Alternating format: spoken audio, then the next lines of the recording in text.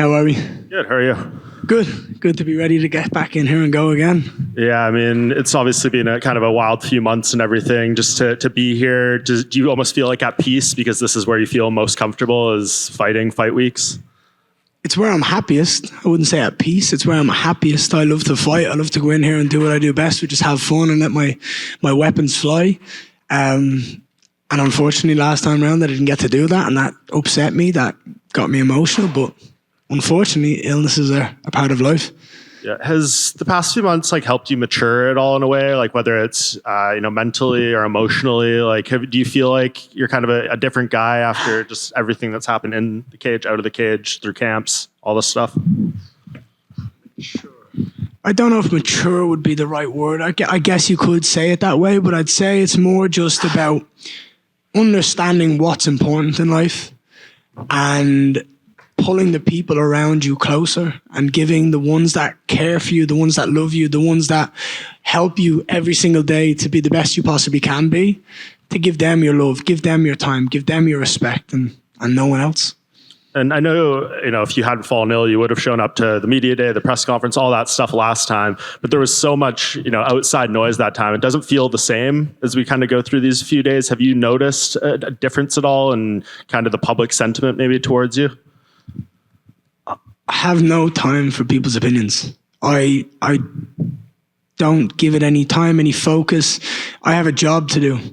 This is what I love to do. This is what I signed up for. This is what I wanted to do with my life. And I'm not letting anybody take any energy away from that.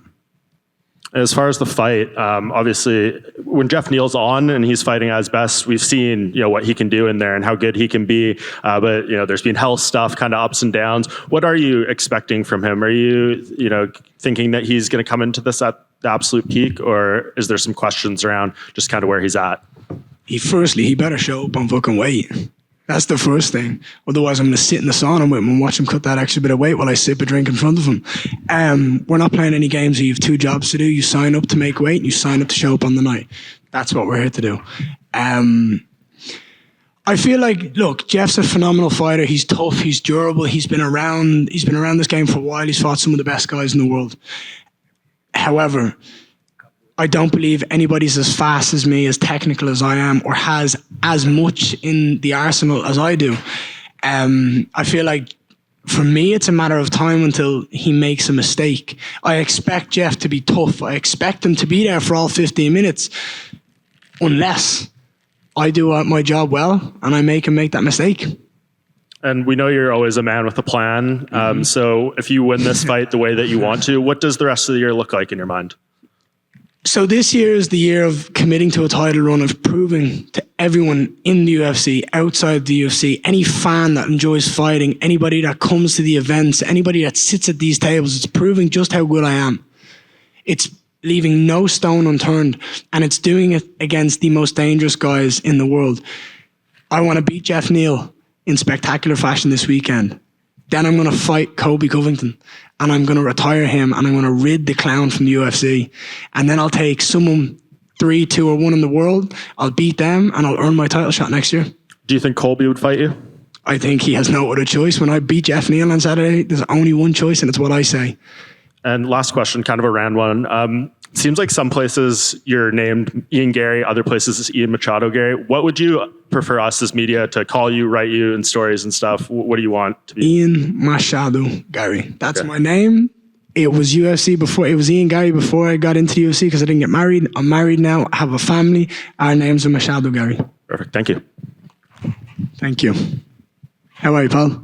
Good, thank you. Ian, when you first got to the UFC, you even kind of embraced the new Irish star, a lot of comparisons to Conor, but you've embraced Brazil, which is something that he clearly didn't do. He went there and stole Aldo's belt. So I'm curious, we know that you have family there, but how did this sort of genesis to move down there begin, and was part of that to distance yourself from the Conor comparisons? Well, firstly, he had a motive and a plan to do that, and what he did that day got into someone's head and essentially won him a fight. So that's phenomenal, and that's completely different. But the comparisons to Conor and everything that anyone could say is comparing me to an inspiration, an idol. I can only ever take that as a positive. But when you talk about connections to Brazil, my wife has family, my little boy has family that live in Brazil. I now have family with the Shoot the Box team, and the energy in Brazil is just different. You meet any Brazilian fighter or their team, you can see it and you can hear them from a mile away. It's different. The energy is very vibrant, very passionate, very colorful. And we've seen some of the best fighters in the world come out of Brazil, and it's because of that energy. So for me to be in Brazil and training with the likes of Shoot the Box and Charles Oliveira and doing jiu-jitsu with Damian Maia, it can only mean one thing for me, and it's success. You know, Ireland is a predominantly Catholic nation, Brazil as well. There's the scene in Embedded where you guys are all saying the Lord's Prayer. Is that sort of helped the cultural immersion moving down there, and has faith always been a part of your life? It wasn't always a part of my life. I didn't really understand or realize the connection that I've had, but I'm very blessed to have a very strong spiritual connection, and I feel like Brazil only empowers that. And to have people in Brazil that can speak so beautifully about this spiritual connection. There's a little guy, he's in the UFC, his name's Felipe. I swear to God, the guy has Jesus in him. Like, he is Felipe Daytona. What's his second name? Yeah, Felipe Daytona. He's a UFC fighter, lads. I'm telling you, that guy has got God in him. There's something different about the way that guy speaks. It hits you on a different level. And when you have people that care about you in such a special way, and that everyone locks arms, it was one of the biggest things that I seen before I went to Shoot the Box, was when Charles Oliveira was cutting weight in Abu Dhabi, and there's this famous photo of him, and he's lying down on the ground with the towel wrapped around him, and every single one of his teammates are all crossed arms saying that Lord's Prayer. There's no way you can't feel that energy, you can't absorb it, and you cannot go out and do amazing things with that. And the first time you were booked to fight Geoff, the T-shirt became kind of a talking point. How is Ian Machado Garry different now than the guy who came out with the T-shirt? The T-shirt was a fucking laugh, and it worked. He didn't show up. I believe he was pissed for that first fight and didn't show up because of the T-shirt. Look, I have zero regrets in ever making that T-shirt. It was funny. The truth is, nobody knew who Geoff was. No one knew the fight was booked until I made a T-shirt and everybody started talking about it. So if we're in the fight game and we're trying to sell fights and entertain, after that point, everybody knew about it. Before that, no one knew. Ian over here. How are you? Good, what about you? I'm good. Excited to be back, man. Same here. Obviously, you just mentioned your connection to Shoot the Box. Yes. You actually started talking with Diego Lima over Instagram, as you guys posted on your last video. So when you guys started talking and kind of establishing that connection, did you guys ever envision that it would become what it is now? I feel like anywhere I go in the world, I want to make good connections. Whatever gym it is in the world that I'm traveling to, I only go there with a positive and good intent to learn, to grow, to experience a different culture, a different energy. And the truth is, as a fan of Charles Oliveira and as a fan of Shoot the Box, what I seen is nothing compared to what I know now. The energy is different. The people in that building are different. They're so grateful. They're so excited to be there every day. And it's an amazing energy to be around and to get excited by when you're leading up to a fight. That's awesome. And obviously, we were supposed to see you compete at UFC 296 against Vicente Luque. So my question in regards to this is, how were those conversations like with Vicente when the news came out? So I haven't spoke to Vicente since then.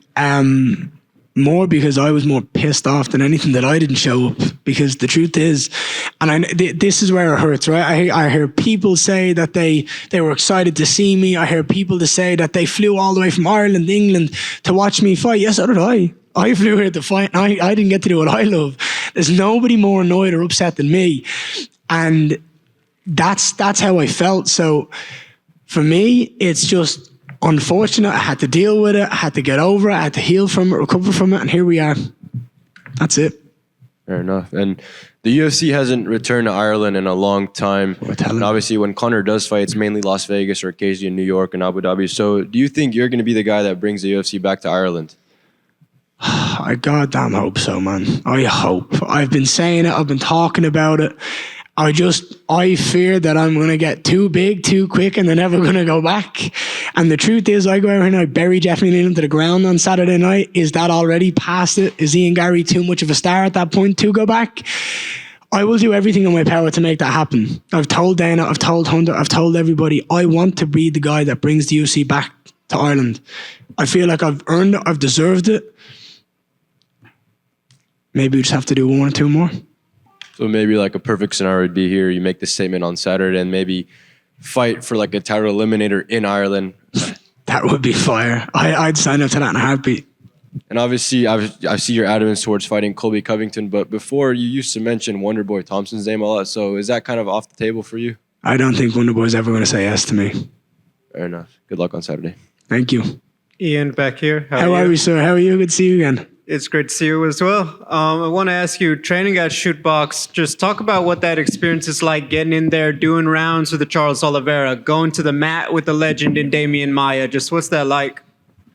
It's an insane amount of knowledge that I can only learn from. And it's something that I'm excited to show in the next however many months until I need to show. I want to make sure that I have as good of a ground game as I do stand up. And if I can mold those two together, I become one of the most dangerous fighters on the planet. I want to ask you a bit, with the shirt, with some of the things, Ian Garry, we know to be a family man, a kind man with a sense of humor.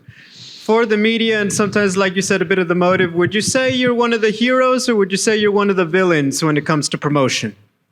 I don't give a fuck what people want to call me, a hero or a villain. I don't care what you want to do. As long as my hand gets raised and people are entertained and people are talking about me, then I'm doing something right. The truth is, there isn't a single fighter at the moment who's been more talked about. There's not a single person whose family has been more talked about at the moment. I'm number 10 in the world. I'm nowhere near the top. I'm nowhere near the peak of my career. And everybody's talking about me, my wife, my kids, my family, where we're going, what we're doing. I'm definitely doing something right. So whether you think it's hero or villain, either way, people are talking. Is it ever difficult to deal with it when people want to say negative things and maybe, go more personal because they feel like you are starting to take some shots at them? Listen, we can shoot shots at each other all day long, me and another bloke, but the minute he mentions... Here's the thing. Here's the 2 things that I'll point out to you, right? My wife was called a pedophile by Sean Strickland. No woman ever deserves to be called that, right? That's the truth. My son, the people that follow Sean Strickland commented on a couple of my photos at the very start of all this hate saying, is the kid even his? I should never have to hear that. Now, those 2 things, they emotionally get me. And I'll get mine back. I'll thump the fucking mouth off Sean Strickland one day and there'll be nothing he can do about it. And I'll talk to him, I'll dance in his face, I'll do whatever I want, because the truth is, when we get locked into that cage one day, he's never going to be able to deal with me. But the truth is, I have a target on my back. I have the ability to stand here and shoot shots at anyone I want because this is my job and they have the opportunity in return. So for me, when you attack people in my circle when they don't deserve it, that's out of line. And look, Sean Strickland is not the fucking voice we should all be listening to. Do you know what I mean? He's deeply, deeply indebted with trauma and he should just be silent and try to deal with his own personal issues himself. And that's mainly where it all came from. I'm very proud of who I am, of what I'm doing and what my family is doing, traveling the world together. I'm very proud that I get to travel and spend every single day of this journey with my wife and my kid beside me. I'm very happy to be showing the world my journey through my social media. I'm very happy to have people like Diego Lima and Shoot the Box behind me. I don't give time to this negativity anymore. I turned off the comments on my Instagram because I can protect the peace. I don't have time for other people's opinions anymore. I'm going to live my life the way I want to live it, and I'm not letting anybody get in the way of that anymore. Thank you, Ian. I appreciate you. Just over here. How are you, pal? I'm fine, thanks. With Strickland, obviously, he's a middleweight and you're a welterweight. So do you think that fight is even going to happen in the future? Yeah, for sure. You ain't, there's no fucking man on the planet that talks about my wife or my family like that and doesn't get it eventually.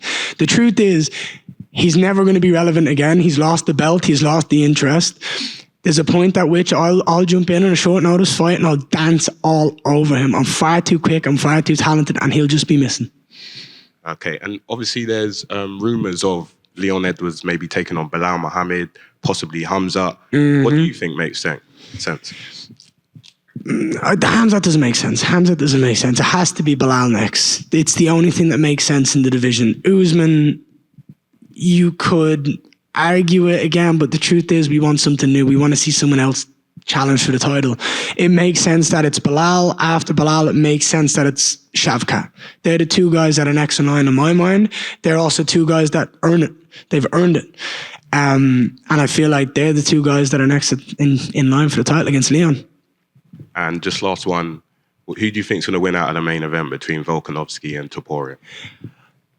There's a lot of talk going around about the main event this week. Obviously, Topuria's undefeated. He's young. He's aggressive. He's hungry. He wants to be the champion. He's that person who's hungry to win, to prove how good he is, to earn that UFC champion status.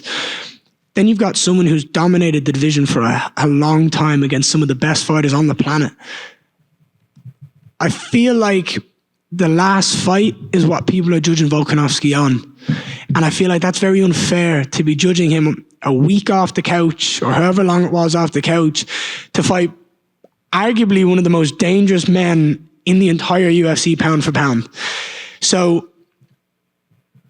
when I think of Volkanovski, I think of someone who's able to outstrike Yair Rodriguez, someone who's able to outpace Max Holloway, someone who's able to out-grapple and find a way to win against Brian Ortega.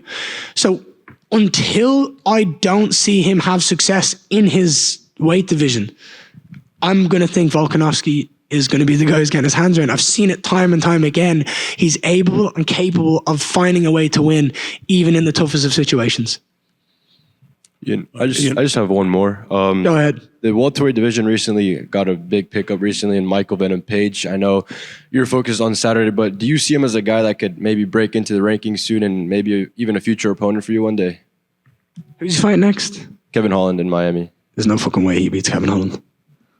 So no. There's no way. Awesome. Thank you. Appreciate you. Ian, so because the trash talk got so personal, affecting your family, and clearly has given you a justified negative emotion, has that informed how you approach trash talk for your future opponents? No, I'll still talk shit. I'm that's the person I am. I'll talk shit. You wanna clap at me, I'll clap back. That's how I've grown up. That's the way me and my friends grew up. But there's a line. There's a line on what you say and what you do, and it's not trash talk to call my wife a pedophile or say that the kid isn't even mine. That's not trash talk. That's abuse. That's horrible. And no person on the planet deserves that. And I feel like we've seen it recently, and the two main culprits are fucking Colby and Sean Strickland. Colby bringing up Leon's dad and Sean just being negative towards every single person possible. It shows a very dark age in MMA, and this is not what the sport's about. The truth is, we're fighters. We're martial artists. But the UFC is so much more. The UFC is about being entertaining. The UFC is about putting on amazing fights and building a fight. Who was the best fighter we've ever seen in this organization who's had the most success? It's Conor McGregor. And what he did was emotionally connect fans to his journey by talking, the build-up, the excitement, the fights. He talked the talk, he walked the walk, he backed it up, and everyone started to believe him. There's a fine line of what's right and what's wrong. And I feel like lately, the negative has started to overtake the positive, and it's not interesting. I don't believe that anyone here enjoys hearing the stuff that has been said recently. The UFC is full of amazing fighters. Let's talk about the fighting. Let's talk about the skill set. Let's talk about the knockouts. Let's talk about the build-up. There's some amazing stories that fighters have. I'm interested, I know that. And it's on me to go out and do my job and have fun. So this isn't trash talk anymore. This is just me going out there with business and proving people right and proving people wrong. Were you aware of those lines before it affected you personally? or is this more of a new development given your experience? Truth is, I gave my phone to my team and said, I don't want to know about it. I don't want to look at it. I've got something to focus on. I've got something to work towards. I don't want to know about anything or anyone who's mentioning my name. And unfortunately, I just got sick. But trust me, I had the statements that needed to be made that week, and I'm livid more than anything that I didn't get to do it that week. Thank you. Appreciate you. All good. Thank you, guys. Enjoy Saturday.